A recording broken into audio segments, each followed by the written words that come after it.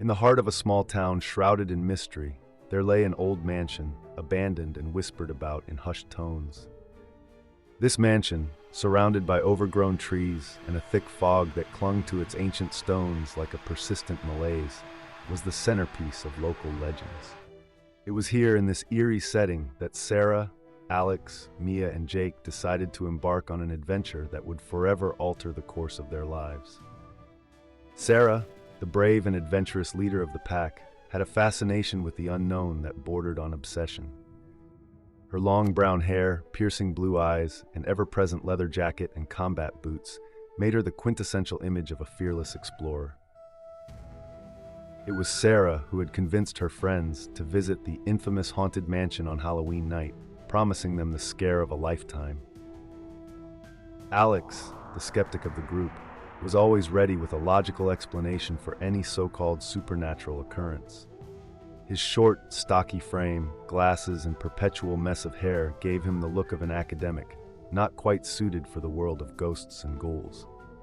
Plaid shirts and cargo pants were his armor against the unknown, a comfort in the uncomfortable setting they were about to enter. Mia, with her short black hair, multiple piercings, and attire of all black complemented by combat boots, was the embodiment of thrill-seeking. The adrenaline rush of fear was her addiction, and the haunted mansion promised to be her greatest high. Jake, the joker of the group, used humor as his shield. His tall, lanky frame, shaggy blonde hair, and constant smirk belied the unease that lurked beneath the surface. Graphic tees and ripped jeans were his trademark, a casual facade that masked his deep-seated fears. As the group approached the mansion, the atmosphere seemed to shift. The air grew colder, the fog thicker, and an inexplicable sense of dread settled over them. Despite this, they pushed forward, driven by a mixture of curiosity and the desire not to appear cowardly in front of their friends. The mansion itself was a sight to behold, a sprawling structure of crumbling stone and darkened windows, as if it were a living thing watching their approach with silent malice. The door creaked ominously as Sarah pushed it open, the sound echoing through the vast emptiness of the house.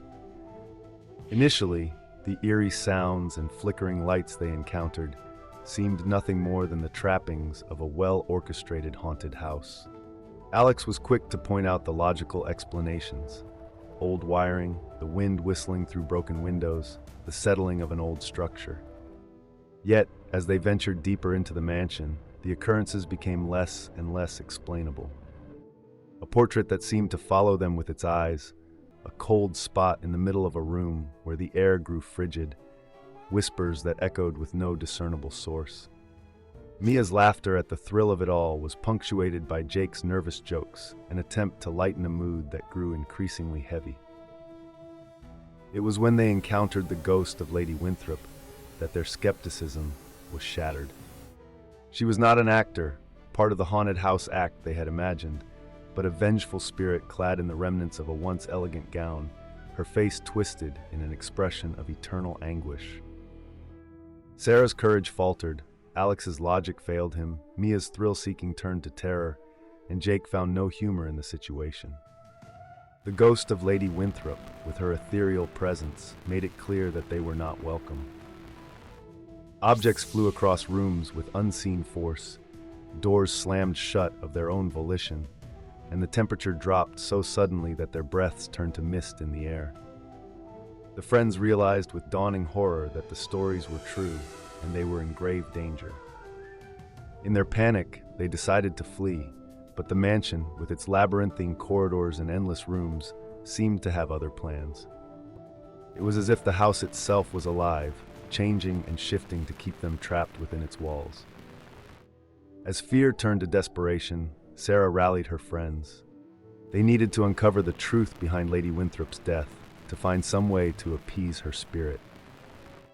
Through fragments of old letters and diaries found tucked away in dust-covered corners, they pieced together the tragic tale of Lady Winthrop. She had been wronged, accused of a crime she did not commit, and her death had been a dark stain on the mansion's history. The realization hit them with the weight of the stones that built the mansion's walls.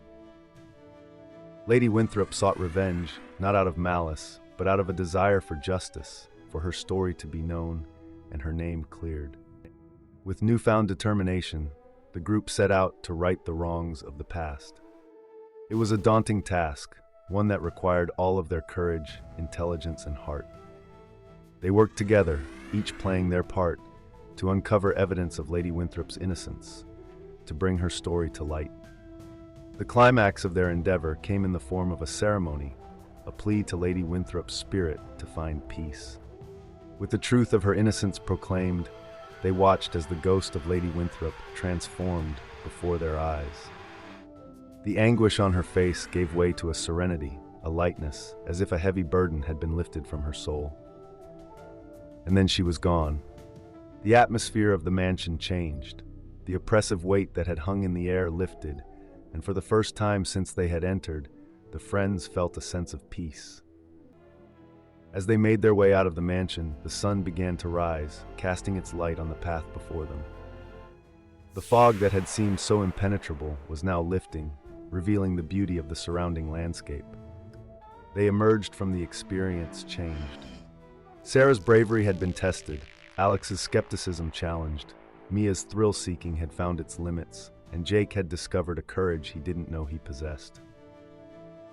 The haunted mansion on the hill, once a source of terror, stood silent and somehow less menacing in the light of day.